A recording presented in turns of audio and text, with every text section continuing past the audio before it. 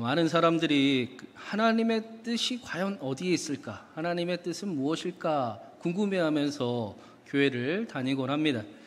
그런데 사실은 그 성경에 하나님의 뜻이 정확히 나와 있어요. 데살로니가 5장 16절부터 항상 기뻐하라, 쉬지 말고 기도하라, 범사에 감사하라. 이는 그리스도 예수 안에서 너희를 향하신 하나님의 뜻이니라. 항상 기뻐하고 쉬지 말고 기도하고 범사에 감사하는 것이 저와 여러분을 향한 하나님의 뜻입니다. 그런데 문제는 생각보다 많은 사람들이 이 말씀을 또 하나님의 뜻을 자신의 뜻으로 바꾼다라는 거예요. 어떻게 사람이 항상 기뻐할 수가 있어? 쉬지 말고 기도하는 게 가능한 일인가? 범사에 어떻게 감사하며 살아가는가? 라고 하나님 뜻마저도 자신의 뜻으로 바꾸면서 신앙생활을 하는, 흉악하다고 하면 좀 그렇겠지만 그런 신앙생활의 모습이 보인다라는 것입니다. 여러분, 항상 기뻐하라라는 것은 하나님이 저와 여러분에게 기쁨을 빼앗기지 않게 하시겠다라는 것입니다. 쉬지 말고 기도하라라는 것은 하나님이 우리의 기도를 쉬지 않고 듣고 계신다라는 것입니다. 범사에 감사하라라는 것은 하나님이 범사에 감사한 일들을 허락해 주시겠다라고 말씀하시는 것입니다. 이것이 저와 여러분을 향한 하나님의 뜻입니다. 우리의 뜻이 아니라 하나님의 뜻을 찾아야 합니다. 그래서 성경은 계속해서 우리의 마음을 깨트리죠. 우리가 가지고 있는 우리의 생각들, 우리 안에 있는 하나님인 척하는 것들을 깨트리고 하나님의 진짜 뜻을 발견하며 살아가는 사람들로 우리를 변화시키고 있습니다. 하나님 나라에 살아간다라는 것은 그렇게 하나님의 뜻을 믿고 살아가는 거예요.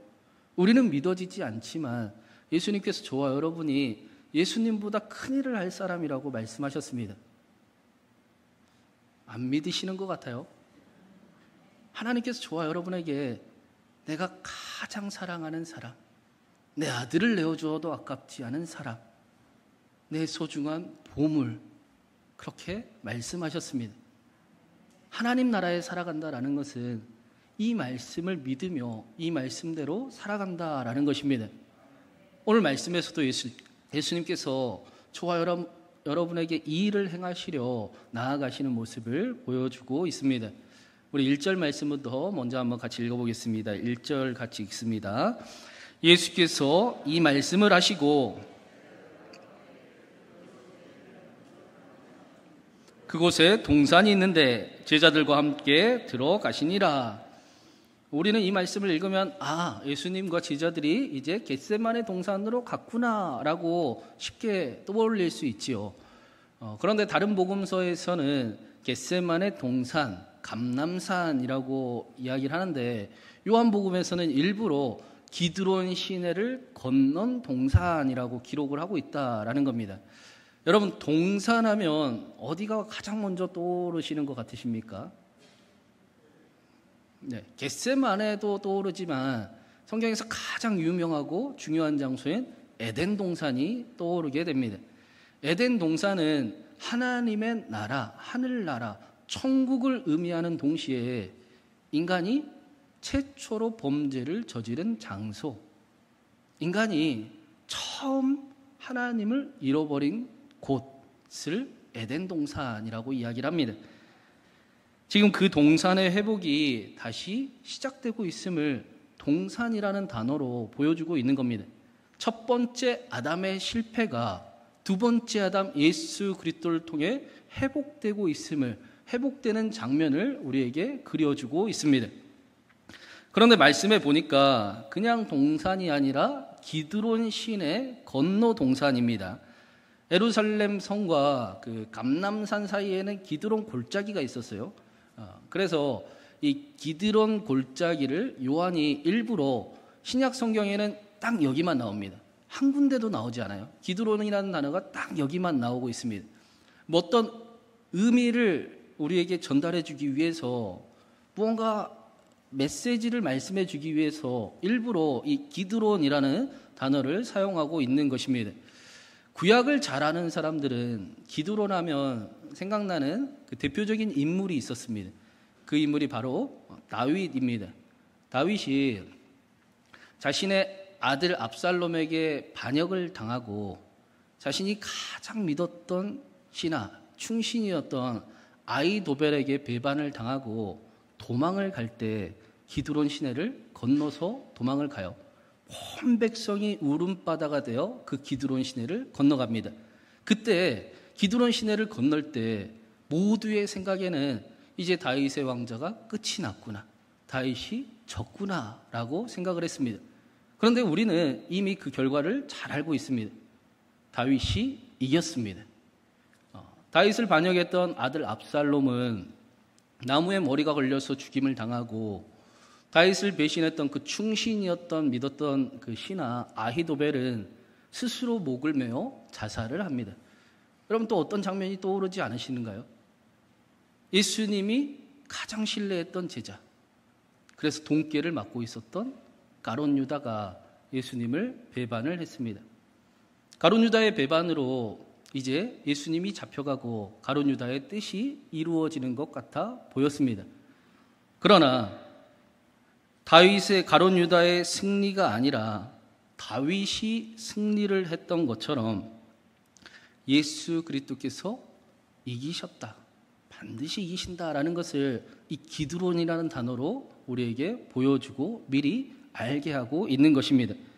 하나님께서 요한복음을 읽는 이들에게 이 기드론이라는 단어를 통해 예수님이 지금 기드론을 시내를 건너서 붙잡히고 죽임을 당하고 실패하는 길을 가는 것 같지만, 그러나 다윗이 승리했던 것처럼 예수 그리스도께서 승리하신다, 예수님이 반드시 승리하신다라고 알게 해주고 있습니다.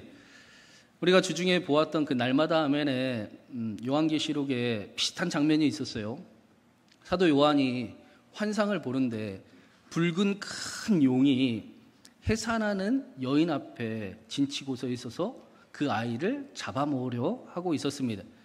이 붉은 용은 당시에 초대교회 성도들이 가장 두려워했던 세상의 큰 권력, 로마를 상징한다라고 말씀을 드렸습니다.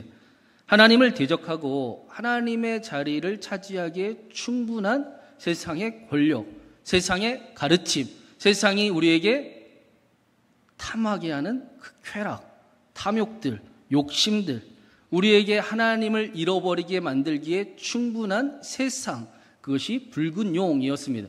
그래서 성경은 옛뱀이라고도 하고 마귀라고도 하고 사탄이라고도 한다라고 기록을 하고 있습니다.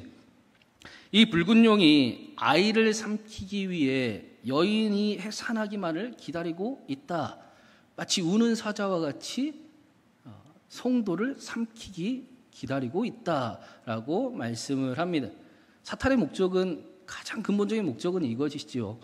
사탄이 우리에게 원하는 일은 우리에게 죄를 짓게 하는 것이 아니라 하나님을 잃어버리게 만드는 일이 사탄이 가장 원하는 일입니다. 그것을 승리라고 하는 거예요. 죄를 지어 넘어지게 하든지, 세상을 탐하게 하든지, 모든 즐거움을 주든지, 세상의 즐거움에 빠져서 하나님을 잃어버리게 만드는 그 일이 사탄이 가장 원하는 일이고, 그것이 사탄이 이겼다라고 이야기하는 일입니다. 그래서 성경을 보면 사탄은 계속해서 그 구원의 역사를 끊으려고 애를 쓰고 있죠. 가인을 통해 의로웠던 동생 아벨을 살해했습니다. 그런데 하나님이 셋을 주셨습니다. 바로 애굽의 바로 왕을 통해 모든 유대의 남자아이들을 싹을 지워버리려고 했는데 하나님께서 모세를 남겨두시고 세워주셨습니다. 세상의 흉령 속에 나오미의 남편과 그의 아들들이 다 죽어버렸는데 하나님께서 보아스와 룻을 통해 하나님의 계보를 이어가셨습니다.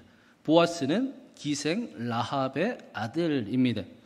사울은 몇 번이나 다윗을 죽이려고 시도를 했고, 에스더서에서도 하만이 모든 유대인을 다 죽이려고 했습니다.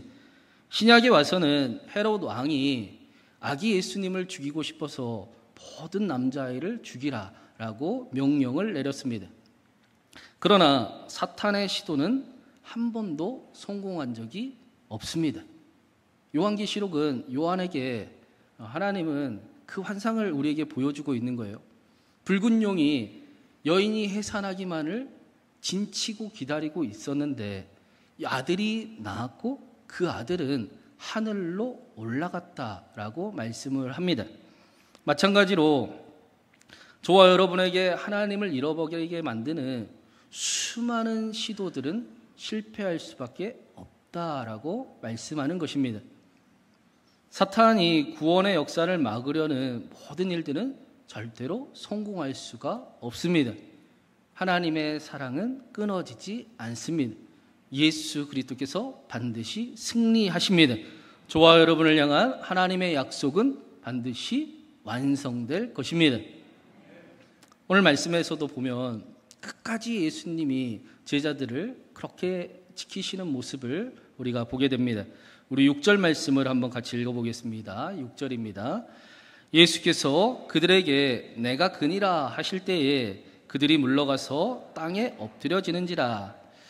예수께서 내가 그니라 라고 말씀하시니 예수님을 잡으러 왔던 그 군대가 다 엎드려졌다라고 말씀하고 있어요. 내가 그니라 라는 그 말은 원어로 에고 에임이 나는 나다. 그 모세에게 예흐에 아세르 예흐에 우리가 야훼라고 알고 있는 하나님의 이름을 예수님이 말씀을 하셨습니다.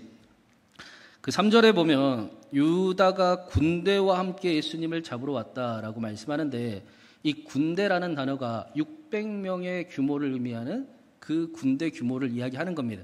그래서 12절 말씀에서는 천부장이 그 600명의 군대를 통솔하는 천부장이 함께 있었다라고 말씀을 하고 있습니다. 이들은 예수님에 대한 소문을 이미 알고 있었습니다. 그들은 예수님의 그 신적인 능력을 보았고 또 들었고 경험한 사람도 있었을 것입니다. 그래서 밤중에 예수님을 잡으러 왔는데 이 정도의 많은 군대면, 이 정도의 무기면, 이 정도의 숫자면 예수님이 겁먹으실 줄 알았는데 예수님께서 전혀 겁을 먹지 않으시고 자신을 잡으러 온 군대를 향해 내가 그니라 라고 말씀하셨습니다. 그 신적인 권위에 군대가 엎드려지더라 라고 말씀하는 겁니다. 그리고는 8절에 예수님이 이런 말씀을 하세요. 우리 8절도 같이 읽어보겠습니다. 예수께서 대답하시되 너희에게 내가 그니라 하였으니 나를 찾거든 이 사람들이 가는 것을 용납하라 하시니. 예수님께서 군대를 향해 너희가 찾는 사람이 바로 나니까 나 잡아가고 우리 제자들은 보내줘라 라고 말씀을 하십니다. 오늘로 보면 이게 명령형이에요. 예수님께서 그 엄청난 군대 숫자의 군대 앞에 벌벌 떨지 않으시고 군대를 향해 오히려 명령을 하십니다. 그런데 군대가 예수님의 명령을 들어요. 예수님의 명령대로 예수님만 잡고 제자들을 다 보내주었습니다. 예수님께서 일부러 잡혀가십니다. 예수님께서 제자들에게 자신을 선한 목자라라고 말씀을 하셨는데 오늘 말씀에서는 어린 양을 위해서 자신의 목숨을 기꺼이 내어주는 그 선한 목자의 모습을 실제로 제자들에게 보여주고 계시는 것입니다. 제가 전에도 말씀드렸듯이 이스라엘의 목자는 양을 치는 목자는 편한 직업이 아니었습니다. 굉장히 고단하고 지저분하고 또 모두가 꺼릴 수밖에 없는 위험한 일이 가득한 직업 중에 하나였습니다. 여러분 그 양을 실제로 보신 적이 있으신가요? 하얀 솜털이 있던가요? 진짜 보면 맛은 있는데 참 더럽습니다. 굉장히 지저분합니다. 그런데 목자는 그 더러운 양을 절대로 거부하지 않습니다. 오히려 그 더러움을 안아주고 기꺼이 안아주고 깨끗하게 해주는 사람이 바로 목자입니다. 목자는 양을 가장 안전한 길로 인도해 주는 것을 목적으로 가지고 있고 또 그 일을 위해서 맹수의 위험이 있다면 기꺼이 맹수와 목숨을 걸고 싸우는 존재가 바로 목자입니다. 그래서 예수님께서 양을 위해 목숨을 건다라고 말씀하지 않으시고 양을 위해 목숨을 버린다라고 말씀을 하셨었습니다. 사랑하는 저와 여러분을 위해서 목숨도 줄 수 있어 필요하면 내 생명도 줄게 라고 말씀하신 게 아니라 내가 내 목숨을 너희를 위해 버리노라 라고 말씀하시는 것입니다. 마치 예수님께서 어떤 목적을 가지신 것처럼 내가 너희를 위해 내 목숨을 버릴 거야. 내 목숨을 버려야 돼 라고 말씀하고 계십니다. 오늘 말씀에는 그리고 실제 목숨을 이제 버리시는, 일부러 붙잡히시는 예수님의 모습을 우리에게 보여주고 있습니다. 예수님의 그 십자가의 길은 갑작스러운 사고를 당하거나 예고가 없는 어려움을 당한 것이 아니라 예수님이 일부러 목적을 가지고 걸어가신 길이었습니다. 그 십자가에는 저와 여러분이 깨닫기 원하시고, 저와 여러분이 알기 원하시고, 저와 여러분이 갖기를 원하시는 어떤 메시지를 담고 있습니다. 우리 2절 말씀 한번 같이 읽어보겠습니다. 2절도 같이 있습니다. 그곳은 가끔 예수께서 제자들과 모이시는 곳이므로 예수를 파는 유다도 그곳을 알더라. 겟세마네 동산은 예수님께서 제자들과 자주 가시는 곳이었어요. 2절 말씀에 그 가끔이라는 단어는 가끔, 종종, 자주, 빈번히라는 뜻의 단어입니다. 그러니까 예수님께서 마지막 밤에 식사의 자리에서 유다가 먼저 팔려고 나가버렸습니다. 그러면 유다가 예수님을 찾으러 와야 될 거 아닙니까? 잡히셔야 되지 않겠습니까? 그래서 유다가 가장 잘 아는 곳, 예수님 어디 계실까 하면 바로 알 수 있는 곳, 겟세마네 동산에서 잡히시기 위해 기다리고 계셨다라는 것입니다. 또 예수님께서 내가 그니라 라고 말씀하시니 군대가 엎드려졌다라고 말씀을 했지 않습니까? 그 군대가 엎드려지는 것을 보고 베드로가 용기를 내어 칼을 빼고 대제사장의 종 말고의 귀를 베어버렸습니다. 어쩌면 베드로는 예수님께 그 칭찬받기를 바랬을 겁니다. 굉장히 대단한 행동이고 멋있는 행동이지 않습니까? 베드로는 나름대로 예수님, 제가 예수님 위해 목숨도 걸겠습니다 라고 이야기했었는데 정말 그 상황이 닥치니 예수님 보십시오, 내가 예수님을 위해 군대와도 싸우겠습니다 라고 나서는 모습을 보여주고 있습니다. 베드로는 이것이 믿음이라 생각하고 용기라고 생각을 했을 것입니다. 그런데 예수님은 칼을 칼집에 다시 꽂아 놓으라 라고 말씀을 하세요. 그 길은 내가 가는 길이 아니다, 예수님의 길이 아니다 라고 말씀을 하십니다. 그리고는 스스로 군대에게 결박당하여 붙잡혀 가십니다.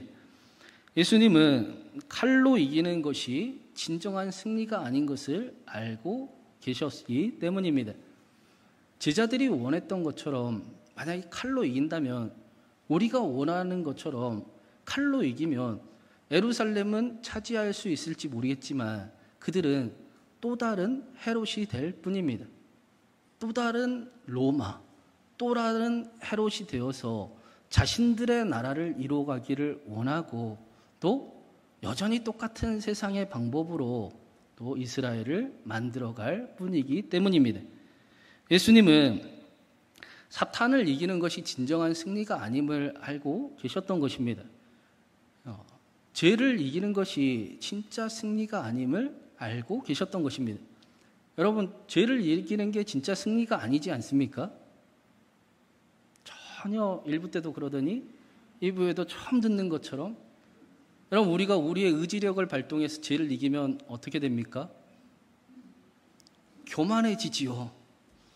하나님, 내가 하나님 앞에 이 정도로 설 수 있는 존재입니다, 하나님도 까불면 안 됩니다 라고 하나님 척하는 모습을, 그래서 하나님의 뜻을 이루기보다 자신의 뜻을 이루며 굉장히 골치 아픈 존재가 되어갈 것입니다. 죄를 진짜 이기는 방법은 죄가 주는 쾌락보다 더 큰 기쁨을 맛보는 것입니다. 사탄을 이기는 진짜 방법은 사탄보다, 세상보다 하나님을 사랑하는 존재로 새롭게 창조하는 일이 진짜 승리하는 일입니다. 사탄이 있으나 마나, 죄의 쾌락이 있으나 마나 이제는 별로 상관없는 존재로 변화되는 일, 그 일이 진짜 승리인 것입니다. 내가 다 해봤어, 나도 옛날에는 해봤는데 그거 별거 없더라, 우리 그런 얘기들 자주 하지 않습니까? 그런 삶이 우리에게 승리의 삶으로 향해 가게 만들고 있는 것입니다. 그 일을 위해 지금 예수님이 스스로 결박을 당하고 계십니다. 구약 성경에 스스로 결박당한 유명한 인물이 한 사람 더 있습니다. 이삭이지요. 성경은 이삭을 보고 순종을 대표하는 인물이다라고 말씀을 해주고 있습니다. 십자가는 저와 여러분에게 하나님의 그 온전한 사랑을 보여주는 동시에 예수님이 하나님 앞에 온전한 순종을 하신 일을 그대로 보여주고 있습니다. 십자가는 저와 여러분에게 사랑만 말씀하지 않습니다. 십자가는 저와 여러분에게 하나님을 사랑하여 죽기까지 순종한 예수 그리스도를 보여주고 있습니다.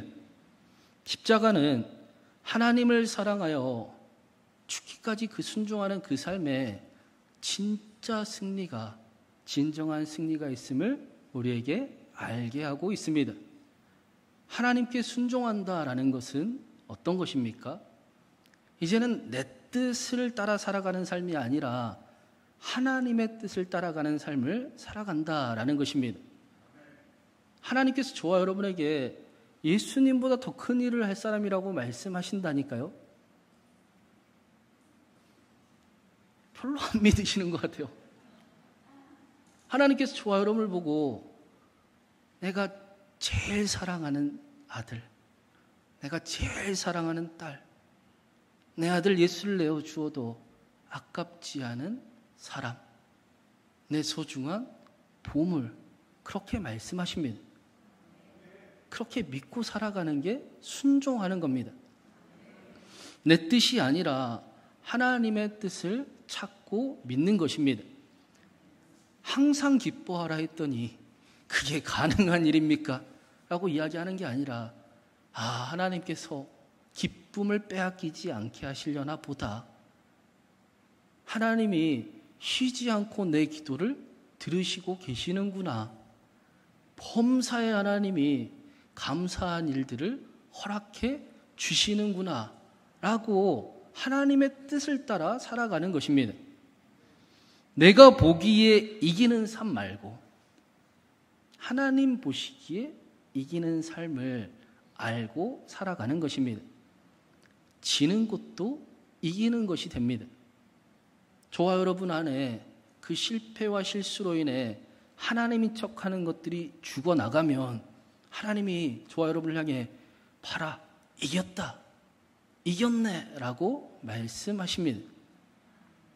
내 나라, 사람의 나라 말고 하나님의 나라를 이루어가는 삶을 순종하는 삶이다라고 말씀합니다. 지금 예수님께서 이 일을 위해서 우리 안에 있는 그 하나님인 척하는 것들을 그리스도와 함께 십자가에 함께 못 박고 이제는 그리스도께서 저와 여러분 안에 사는 삶을 살아가게 하시기 위해 십자가를 향해 친히 걸어가고 계십니다. 하나님의 사랑을 알아서 하나님을 사랑하기에 끝까지 순종하는 삶 가운데 진짜 승리, 진정한 승리를 경험하는 삶을 살아가게 하시려고 십자가를 향해 걸어가고 계십니다. 이렇게 살아가는 사람들을 보고 교회라고 부릅니다.